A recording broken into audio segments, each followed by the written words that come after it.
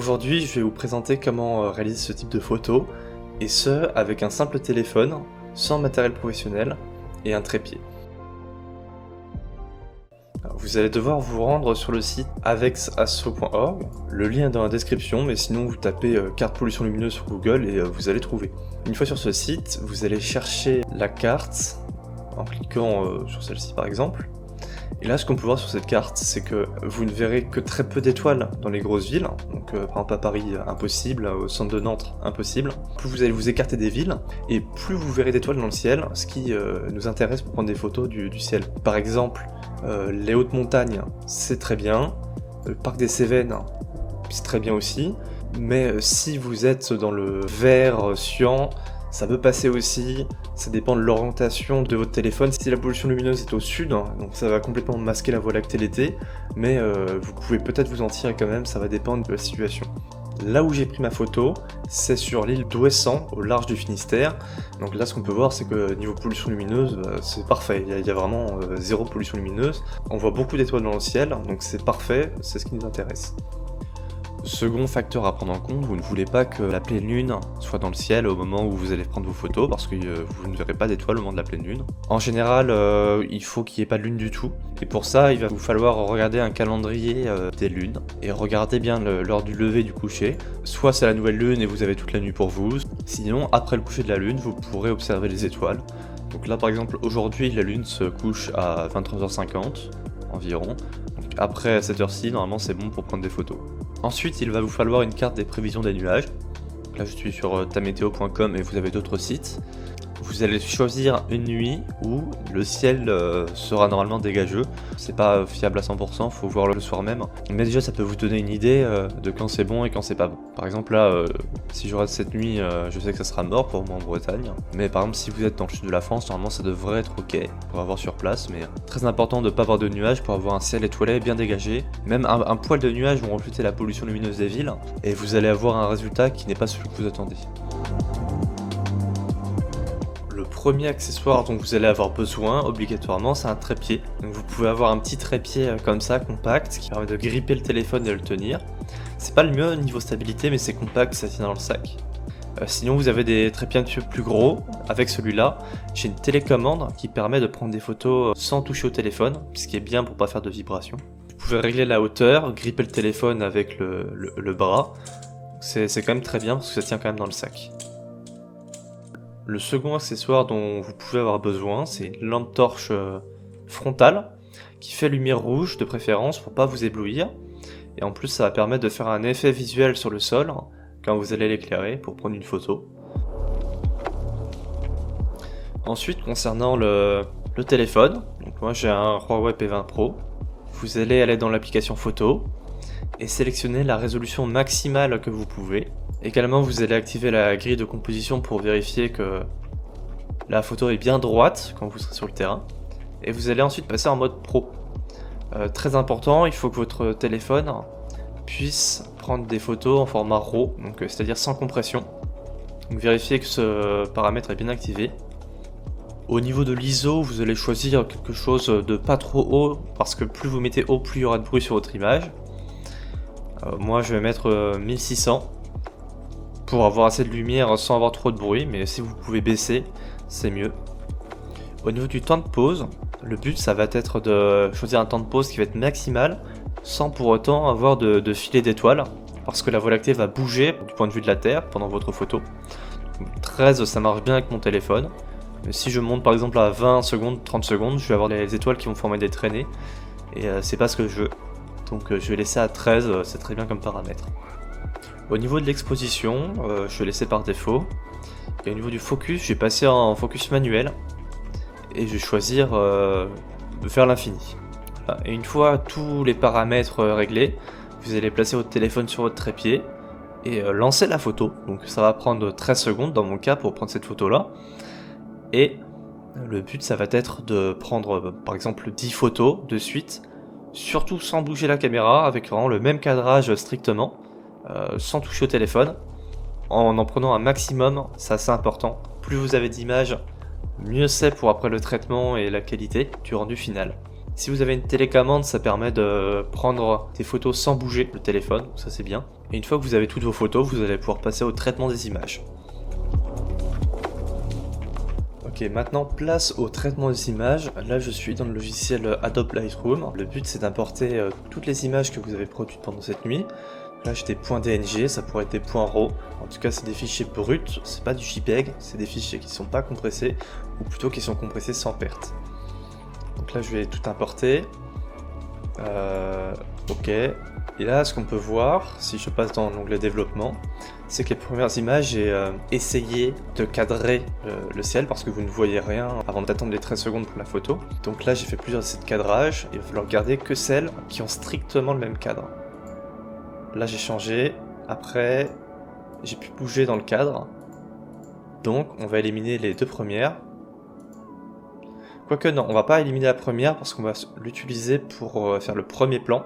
Par contre celle-ci, on va la supprimer. On va garder que celle-ci.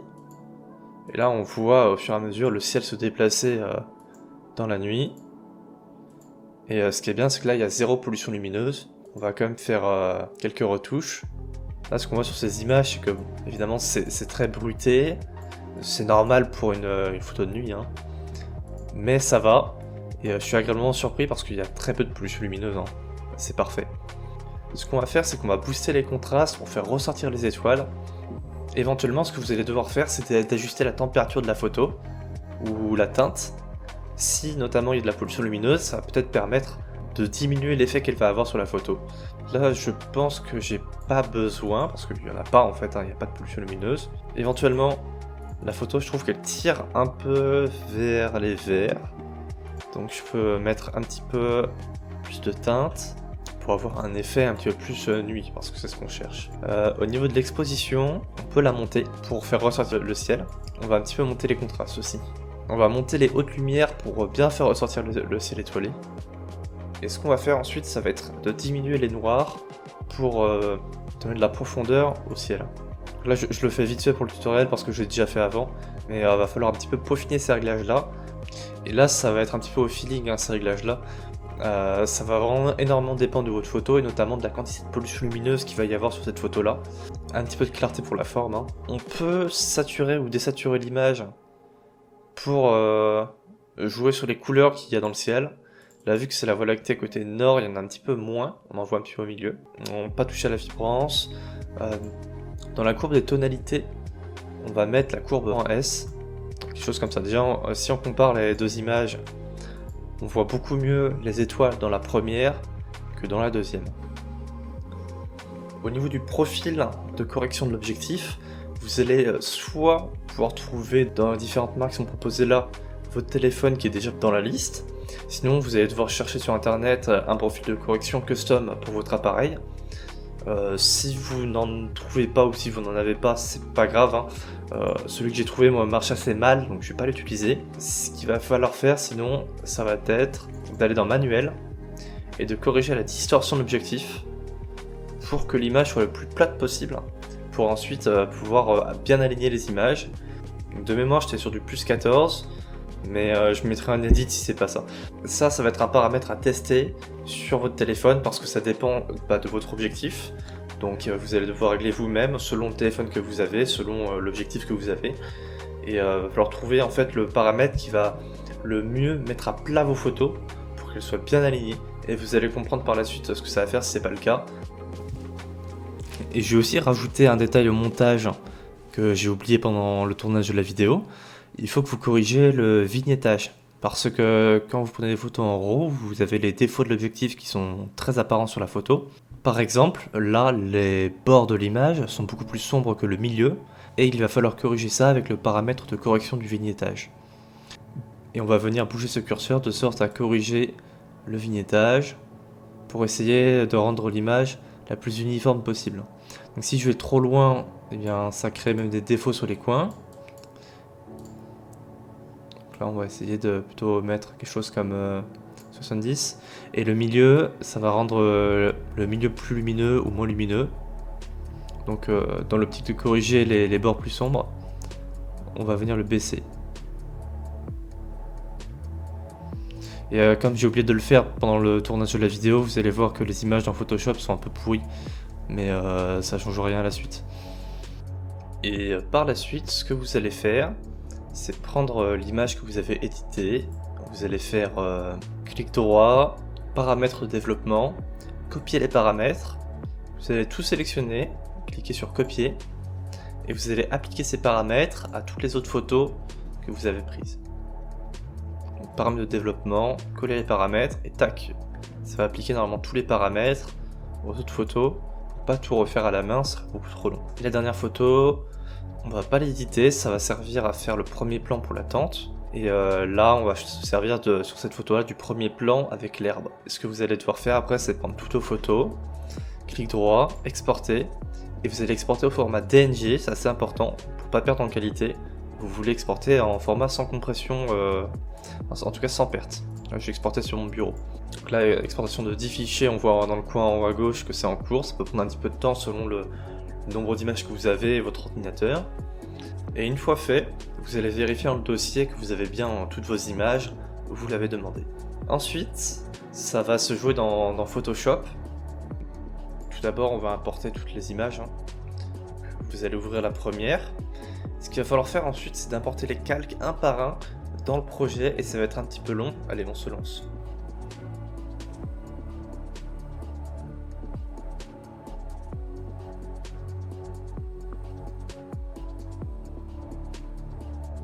Et voilà, on a importé tous les calques dans le projet.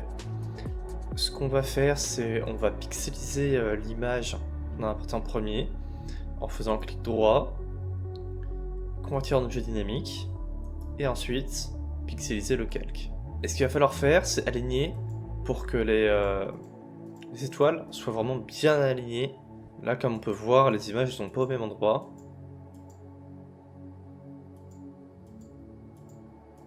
En plus, il y a des nuages qui sont apparus entre temps, donc ça, c'est pas super par contre. Donc, on va mettre juste uniquement les deux premières images visibles. Et on va sélectionner sur la première de normal, on va mettre différence. On va prendre la deuxième image et on va appuyer sur CTRL T pour transformation. Et ce qu'on va faire, c'est qu'on va chercher à bien aligner les images en zoomant. Et on va faire glisser l'image pour que ce soit bien aligné. Là c'est bien. C'est carrément parfait même. Et on peut éventuellement mettre une petite rotation s'il faut pour que ce soit vraiment parfaitement aligné. Là on peut voir sur les bords c'est un petit peu moins bien parce que la déformation de l'objectif est pas parfaite. Mais l'image est quasiment toute noire, donc franchement c'est parfait. On va masquer la deuxième image et on va démasquer la troisième image. Donc là, on compare la première image avec la troisième image et on va répéter l'opération en faisant CTRL T encore. Et là, on va chercher à bien aligner les étoiles. On va plutôt aligner là, tac. Voilà. Donc quand c'est noir, ça veut dire que c'est pareil, donc c'est bien aligné. Ce qu'on peut faire, c'est par exemple choisir une image comme ça là, faire Alt, clic pour changer le centre de rotation, aller chercher une étoile sur l'autre côté de l'image et appliquer une rotation pour que ce soit à peu près aligné. Là, ça me semble ok.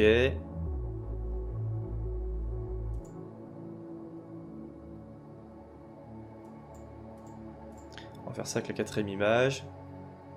Alors, il y a des étoiles qui est sur la première et qui n'y a pas sur la quatrième. À mon avis, parce qu'il y a un nuage qui est apparu entre temps, donc c'est pas génial.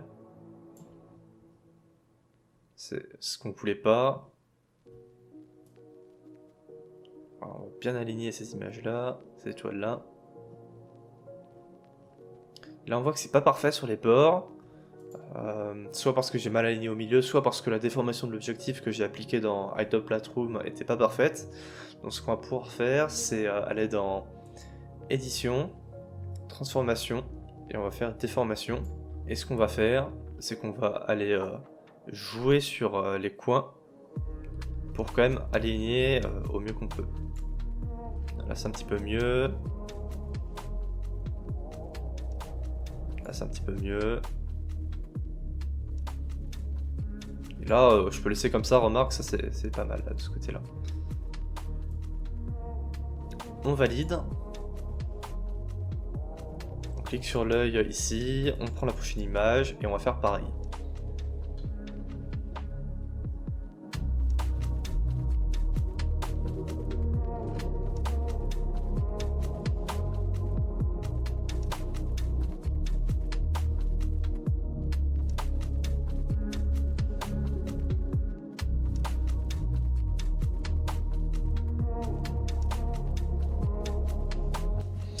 Une fois que vous avez fait cela, le plus gros du travail est fait en fait.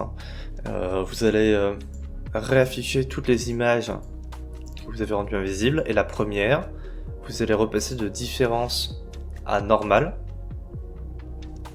Là on a plein de calques. Et le but là, ça va être enfin de pouvoir aligner tous ces calques pour éliminer le bruit qui est au centre de l'image. Donc on va tout sélectionner et faire convertir en objet dynamique. On a notre objet dynamique et on va faire calque, objet dynamique, mode d'empilement et là on va choisir médiane. Donc là ça va un petit peu mouliner aussi, Sachant que là on a des images en 8K. Si vous êtes comme moi et que vous en avez encore plus, ça prend un petit peu de temps. Il y a moyen que votre PC rame un petit peu. A few moments later. Et voilà. Là c'est fini, ça a été empilé. Et on peut voir en fait que ça a fait la médiane de toutes les images. Et on a la photo avec beaucoup moins de bruit. Et on a quand même conservé beaucoup de détails dans l'image. Bon, alors là je l'ai fait vite fait, donc on pourrait mieux le peaufiner bien sûr. Et ce qui va manquer là, ça va être le premier plan. Parce que on voit rien en fait. Donc on va aller importer nos images qu'on a prises avec un petit peu de lumière, soit dans la tente, soit sur le sol. On va aller ajouter par exemple le sol en premier. Ok. On le met à peu près comme ça, on va régler ça après. Et là, ce qu'on va faire, c'est cliquer sur ajouter un masque de fusion, prendre la couleur noire sur le pinceau.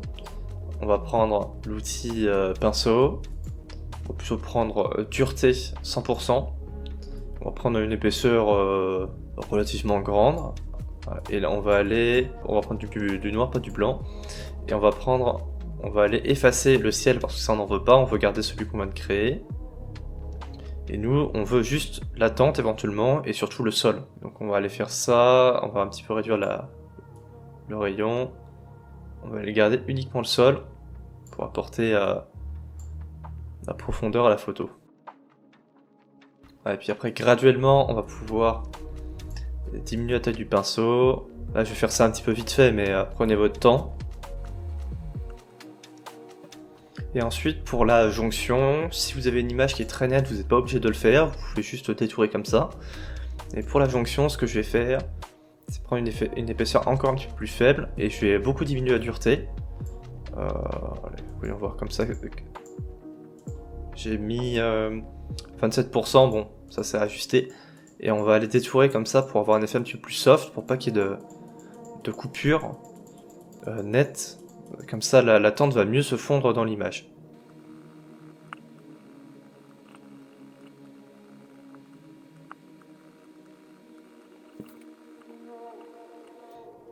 Une fois qu'on a détouré, on peut reprendre l'outil déplacement. Et on va venir aligner la tente avec le paysage. Là, on fait CTRL-T pour transformation.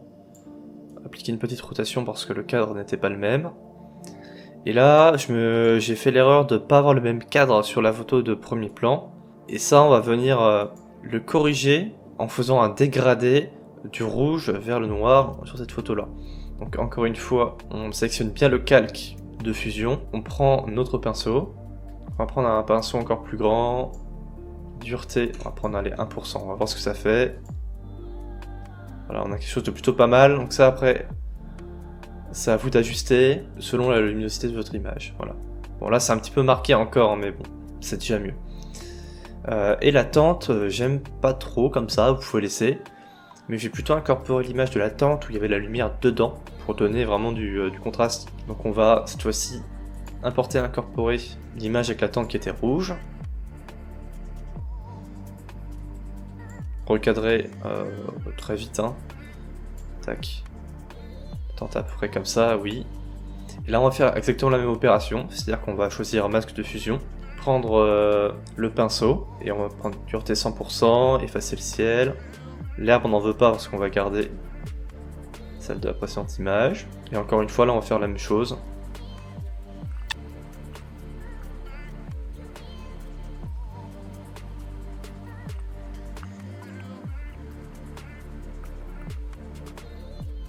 Là on a notre tente, on va prendre l'outil déplacement et on va venir alors bien l'aligner, vu que le cadre n'est pas le même, la taille n'est pas la même non plus.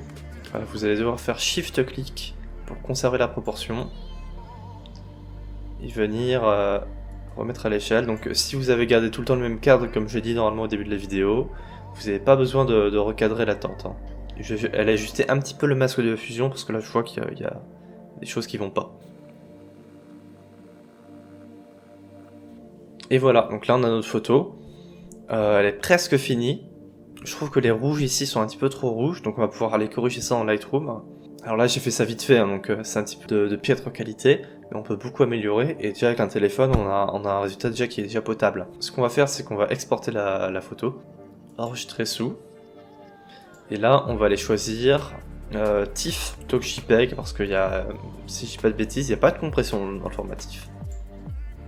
Enregistrer. Donc on va retourner en Lightroom, on importe, on passe dans l'onglet développement. Moi je trouve que la tente est un petit peu trop lumineuse, donc on va aller venir faire appliquer un filtre. Et on va inverser l'effet. Là on va venir par exemple baisser l'exposition de la tente. Et là je vais venir baisser quelque chose sur toutes les hautes lumières en fait. Là je fais entrer pour valider, tac. Là je préfère comme ça. On peut monter l'exposition pour qu'elle soit plus lumineuse, notamment monter les hautes lumières pour les étoiles. Si je le fais trop, c'est trop marqué. On va le faire juste un tout petit peu.